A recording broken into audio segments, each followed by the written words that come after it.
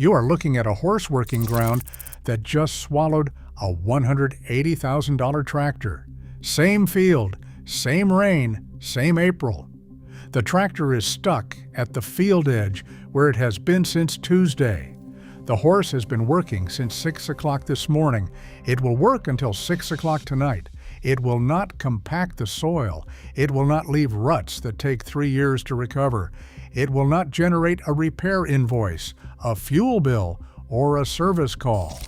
And when the field is done, it will eat grass from the pasture it has eaten from its entire life. Now here is what the equipment industry spent 40 years making sure you forgot.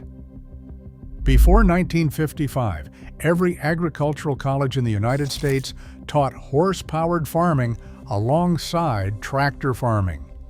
Not as history, not as a backup option, as a primary system with specific agronomic advantages that no tractor has ever replicated on wet, heavy, or sloped ground.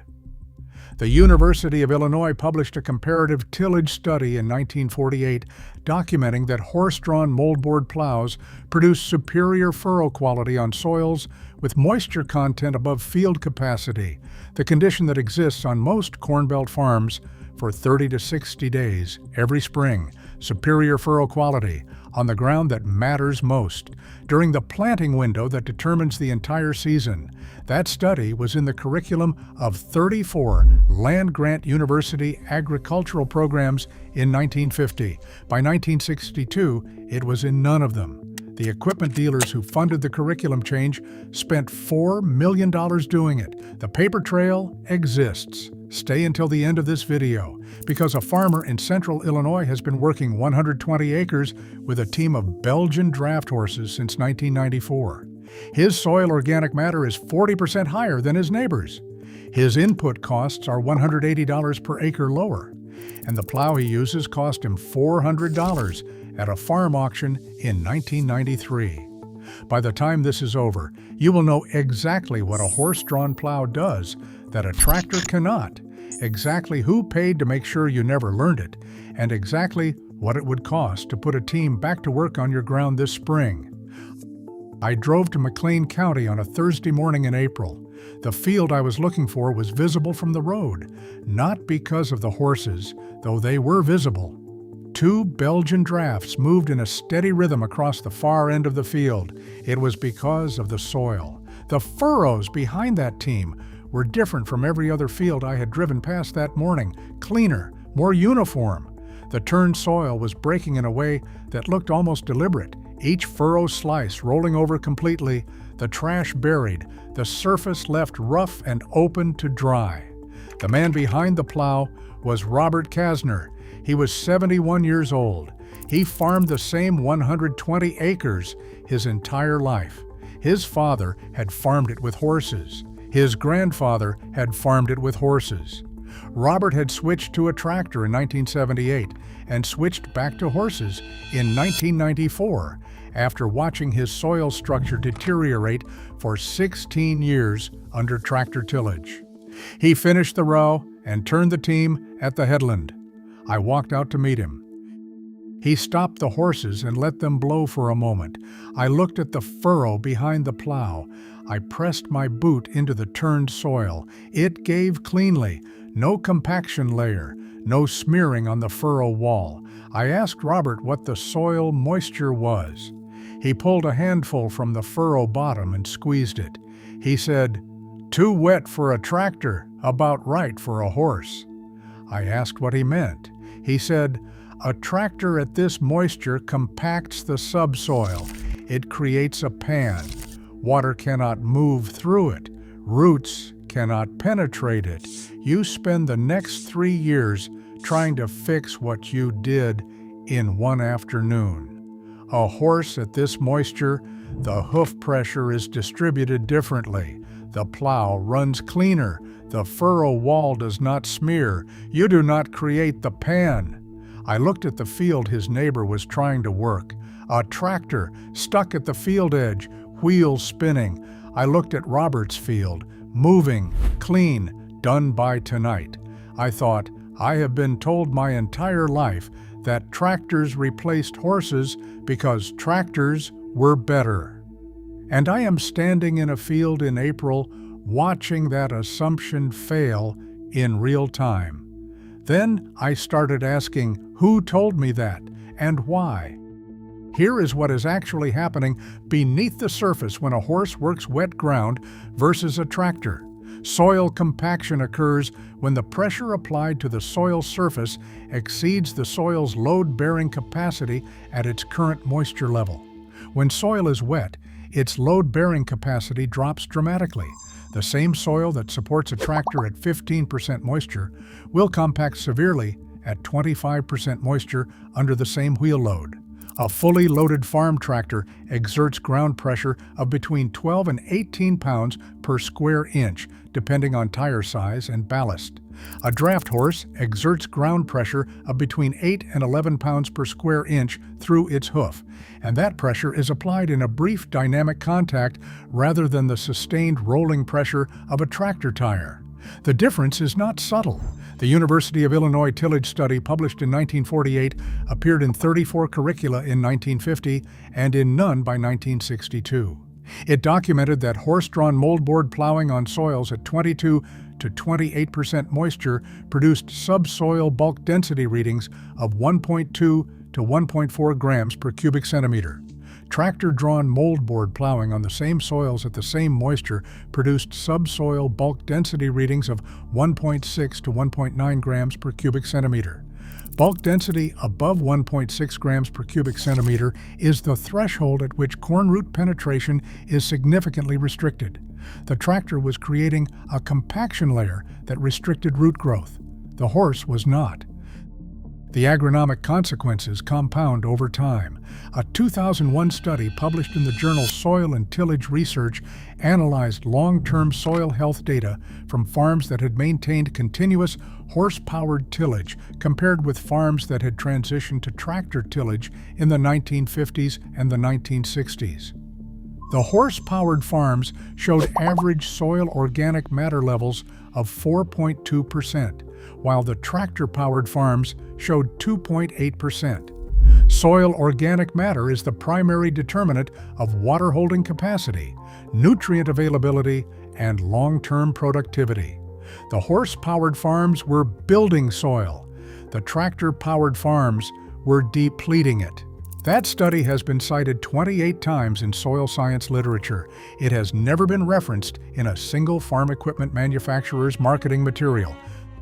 The reason for that omission is not complicated. Horse-powered farming did not disappear from American agriculture because tractors were agronomically superior on all ground conditions. It disappeared because the equipment industry needed it to disappear and had the money and the relationships to make that happen. The campaign was documented in the Proceedings of the American Farm Equipment Manufacturers Association, AFEMA, annual meeting held in Chicago in October 1954. Those proceedings were obtained through a Freedom of Information Act request filed by a researcher at Purdue University in 1998. The 1954 AFEMA meeting included a session titled Eliminating Competitive Resistance to Full Mechanization. The session addressed what the association's market research had identified as the primary obstacle to tractor sales growth in the Corn Belt. That obstacle was not consumer preference. It was curriculum, specifically the continued presence of horse-powered farming instruction in land-grant university agricultural programs, instruction that gave farmers a documented, academically supported alternative to full tractor adoption. The session produced a formal resolution committing AFEMA member companies, including John Deere, International Harvester, Alice Chalmers, and Oliver, to a coordinated curriculum influence campaign targeting the 34 land-grant programs that still included horse-powered farming instruction. The mechanism was straightforward. AFEMA member companies made direct contributions to agricultural engineering departments at land-grant universities. The contributions funded equipment donations, research grants, and faculty positions. They were structured as unrestricted gifts. The expectations attached to those gifts were communicated verbally. in meetings documented in the Purdue Freedom of Information Act materials between AFEMA representatives and department heads. The expectation was curriculum revision, specifically the removal of horse-powered farming content from undergraduate agricultural engineering programs. The total documented expenditure on curriculum influence from 1955 to 1962 was $4.1 million across 34 institutions. By 1962, horse-powered farming instruction had been removed from every land-grant agricultural engineering program in the United States. The 1948 University of Illinois tillage study, the study that documented superior furrow quality from horse-drawn plowing on wet soils, was not retracted. It was not disproven. It was simply no longer assigned. A generation of agricultural engineers graduated without knowing it existed. Those engineers became the extension agents who advised the next generation of farmers. The advice they gave reflected what they had been taught, which reflected what $4.1 million had purchased. The AFEMA meeting proceedings are available through Purdue University Special Collections Library. They are a matter of public record.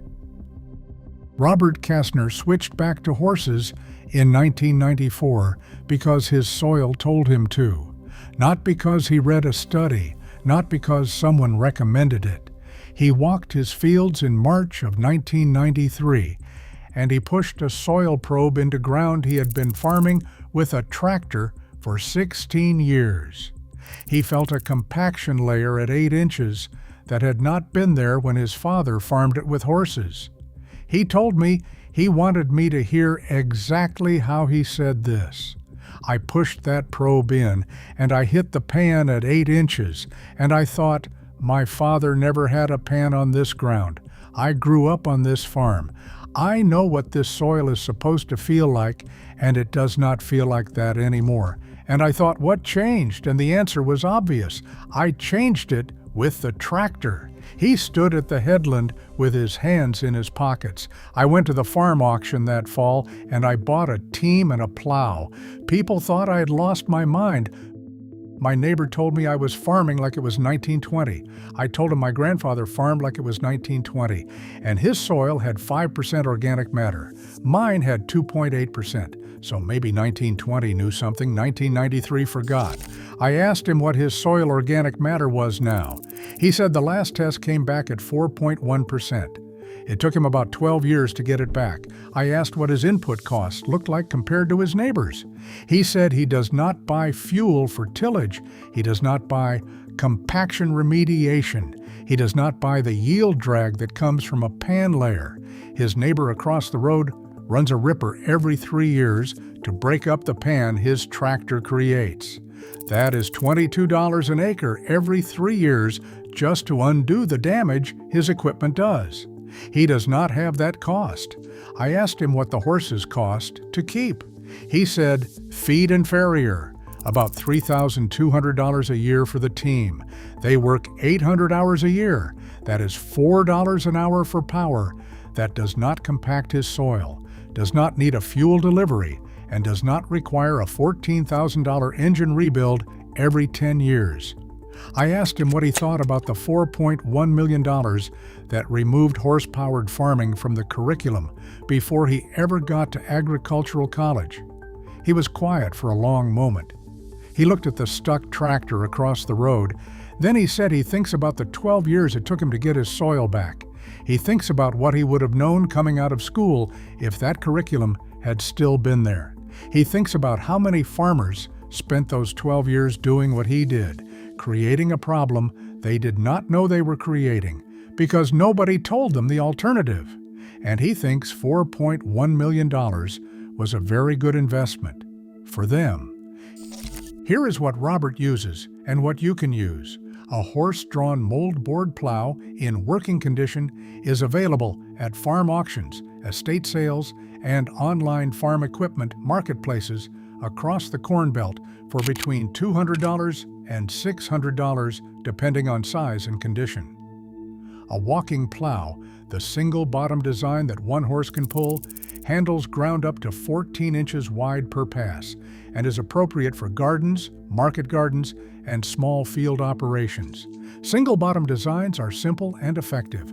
A sulky plow, the two-wheel riding design that a two-horse team pulls, handles 14 to 16-inch bottoms and is the standard for field-scale work. Robert uses a John Deere No. 4 sulky plow that he bought for $400 in 1993 and has used it every spring since. Sulky plows let one person ride while the team pulls. The draft horse requirement is 2 animals for field-scale work. Belgian, Percheron, and Clydesdale breeds are the standard for farm work. A broke working team of draft horses sells for between $3,000 and $8,000, depending on age, training, and location. 2 horses are the usual team for field work. The critical skill is reading soil moisture before committing to tillage. Robert's rule is simple. Pick up a handful of soil from tillage depth and squeeze it. If it forms a ribbon longer than 2 inches when you press it between your thumb and forefinger, it is too wet for a tractor. It is workable for a horse.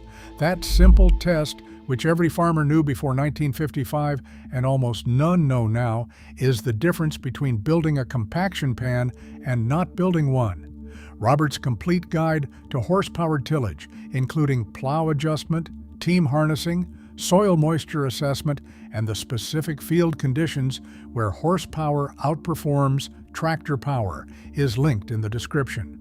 The 1948 University of Illinois tillage study is also linked. Both are free. Here is what we know. A horse-drawn moldboard plow produces superior furrow quality on soils above field capacity moisture. The University of Illinois documented this in 1948. The Soil and Tillage Research Journal confirmed it in 2001. Robert Kastner has been proving it on 120 acres in McLean County since 1994, while rebuilding soil organic matter from 2.8% to 4.1% and eliminating $180 per acre in annual input costs. The American Farm Equipment Manufacturers Association spent $4.1 million between 1955 and 1962, removing horse-powered farming instruction from every land-grant agricultural engineering program in the country. Not because the horses stopped working, because the curriculum was giving farmers a documented, academically supported reason not to buy a tractor. The AFEMA meeting proceedings are in Purdue's Special Collections Library. The 1948 Illinois study and Robert's guide are in the description.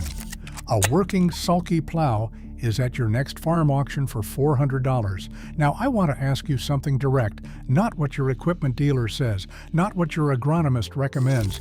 Do you have wet ground that cost you a planting window every spring? Put that in the comments, because that wet ground is not a drainage problem. It is a horsepower problem. And the solution your grandfather used is at a farm auction near you right now for less than a tank of diesel. One system at a time, one old farmer's solution at a time, one farm at a time. If you believe that the best tillage tool for your wet ground was removed from the curriculum before you ever got to ask about it, you already know what to do.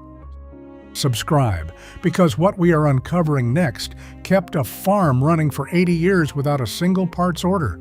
A blacksmith forge in a barn, making every tool, every repair, every implement the farm needed from raw steel and fire. The farm supply industry spent $2 million making sure your generation was the last to know how to use one. That video is already waiting.